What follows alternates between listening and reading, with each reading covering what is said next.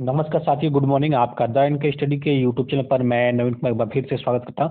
तो कैसे इस सरकार में प्रत्येक भर्ती का जो है कि मजाक बन रहा है और विद्यार्थियों के जीवन के साथ खिलवाड़ किया जा रहा है, उसका एक ताज़ा नमूना जो है कि एलटी ग्रेड भर्ती का देख सकते हैं कि एलटी ग्रेड भर्ती परीक्षा 2018 में कराई गई थी, लेकिन 5 साल बाद भी अर्हता के विवाद जो है कि सरकार के द्वारा या शासन के द्वारा जो है कि समकक्ष अर्हता के विवाद सुलझा नहीं पा रहा है।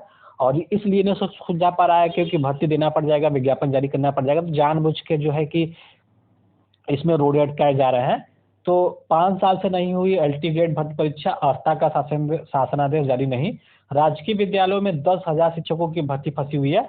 तो 10,000 शिक्षकों की भर्ती फंसी हुई है और इसकी सारी जिम्मेदारी जो है कि सरकार की है। और सरकार नहीं चाहती है कि वो विद्यार्थियों को जो है कि रोजगार के अवसर से जोड़े और विद्यार्थियों को जो है कि सरकारी नौकरी दे। वरना 5 साल से जो सरकारी नौकरी देने के लिए जो अर्हता का विवाद था वो कब का सुलझ जाता। अर्हता का विवाद मात्र कुछ दिनों में ही सुलझ जाता अगर सरकार चाहती तो, लेकिन ऐसा सरकार करना नहीं चाहती है।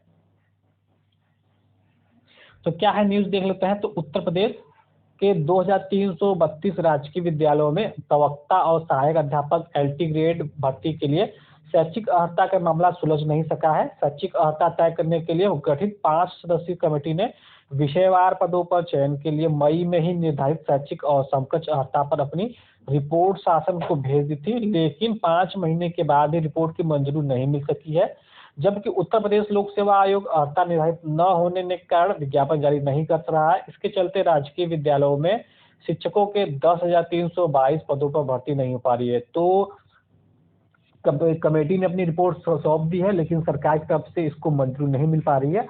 और बार बार जो है कि आंकड़े की बयानबाजी की जाती है कि आंकड़ा सब कुछ ठीक ठाक है उत्तर प्रदेश में, जबकि हकीकत है कि पिछले 5 साल से नहीं बेसिक का वैकेंसी निकला है, नहीं अल्टीग्रेड का, जीआईसी का, असिस्टेंट प्रोफेसर, टीजीटी, पीजीटी सभी का वैकेंसियां फंसी हुई है। नए आयोग के चक्कर में नए आयोग को भी लटका के रखा गया है। जिस प्रकार अर्हता को लटका के रखा गया है, नए आयोग को लटका के इसलिए रखा गया ताकि अगर नया आयोग जल्दी से बन जाएगा तो अभ्यर्थी मांग करने लगेंगे कि भाई विज्ञापन देना मजबूरी हो जाएगा, क्योंकि चुनाव भी सर पे है। तो देखते हैं कि जब चुनाव और नजदीक आता है तो कैसे जो है कि नया शिक्षा आयोग बन के तैयार हो जाता है, क्योंकि इसमें जो है कि अभी इसका गठन होना है, सदस्यों की नियुक्ति होनी है और कई सारी प्रक्रियाएं पूर्ण होनी है। तो अभी इस वर्ष तो अभी ये फिलहाल दिखता नहीं कि इस वर्ष नया शिक्षा आयोग गठन हो जाएगा।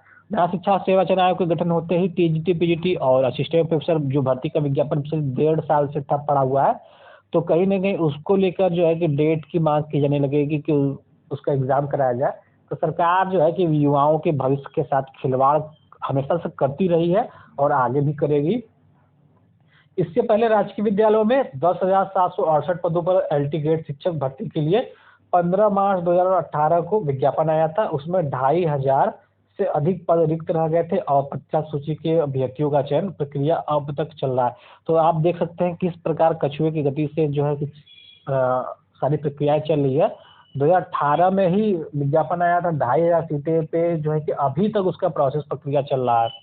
वहीं प्रवक्ता के 1,473 पदों पर भर्ती के लिए 22 दिसंबर 2020 को विज्ञापन आया था।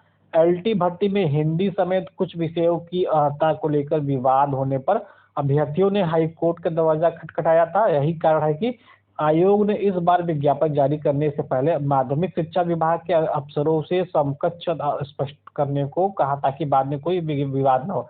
अगर विवाद का हल नहीं हो रहा है तो अलग अलग विज्ञापन जारी करते हैं, जैसे कि और विज्ञापन जारी होते हैं, ताकि अलग अलग विज्ञापन जारी होने से मतलब अगर बाद में कोई विवाद होता है केवल वही विज्ञापन फंसेगा, संपूर्ण विज्ञापन तो फंसेगा नहीं। इसलिए अलग अलग विज्ञापन जारी करके अलग अलग जो है कि विषयों के अलग अलग विज्ञापन जारी करती है सरकार। तो शिक्षकों के रिक्त पद कितने हैं। तो प्रवक्ता के 9,463 पद स्वीकृत है और 3,957 पद रिक्त है। सहायक अध्यापक के 19,300 पद स्वीकृत है, ये एलटी की बात हो रही है, और जिसमें से 6,365 पद रिक्त है। तो इस प्रकार कुल मिला के 28,763 पदों में 10,322 पद रिक्त है और इन्हीं 10,322 रिक्त पदों पर जो कि भर्ती की बात चल रही है। उधर लगभग उत्तर प्रदेश पुलिस में जो है कि 65,000 के आसपास रिक्ति की बात कही जा रही है, जो कि 2020 लॉकडाउन के बाद से कही जा रही है। लेकिन अभी तक उत्तर प्रदेश में जो है कि टेंडर की प्रक्रिया ही खेला चल रहा है और अभी तक जो है कि विज्ञापन जारी नहीं हो सका है। तो विज्ञापन देखते हैं कब तक जारी होता है। स्टाफ नर्स के एक पद पर 40 दावेदार हैं। जी हाँ, चिकित्सा शिक्षा एवं प्रशिक्षण विभाग के तहत स्टाफ नर्स के 171 पदों और स्टाफ नर्स महिला के 2069 कुल मिला के 2240 पदों पर भर्ती के लिए तकरीबन 90,000 अभ्यर्थियों ने आवेदन किया है। इस प्रकार प्रत्येक पद पर औसतन 40 अभ्यर्थी मैदान में है। स्टाफ नर्स पुरुष एवं महिला परीक्षा के लिए उत्तर प्रदेश लोक सेवा आयोग ने 21 अगस्त को विज्ञापन जारी किया था। प्रारंभिक परीक्षा में रिक्त पदों के 15 गुना अभ्यर्थी मुख्य परीक्षा में शामिल होंगे। 85 अंकों की प्रारंभिक परीक्षा में वस्तुनिष्ठ प्रकार के 170 प्रश्न होंगे। 2 घंटे की प्रारंभिक परीक्षा में सामान्य ज्ञान के 30 प्रश्न, सामान्य हिंदी के 20 प्रश्न और मुख्य विषय नर्सिंग के 120 प्रश्न होंगे। 3 घंटे की मुख्य परीक्षा में 85 अंकों के प्रश्न पूछे जाएंगे। अंतिम चयन मेरिट लिस्ट के अनुसार होगी। तो फिलहाल जो है कि न्यूज यही है कि राजकीय विद्यालयों में 10,000 शिक्षकों की भर्ती फंसी हुई है और ये भर्ती जो है कि जब तक चुनाव नजदीक नहीं आ जाता तब तक ये भर्ती फंसी हुई मानी जाएगी और इसको जानबूझ के भर्ती को फंसा ही जाएगी। तो फिलहाल इस वीडियो में बस इतना ही। अगर आपको वीडियो पसंद आता है इसको जरूर से लाइक करें, चैनल पे ना तो सब्सक्राइब करें। मिलते हैं अगले वीडियो में, बने रहिए द इनके स्टडी के साथ। बहुत बहुत धन्यवाद।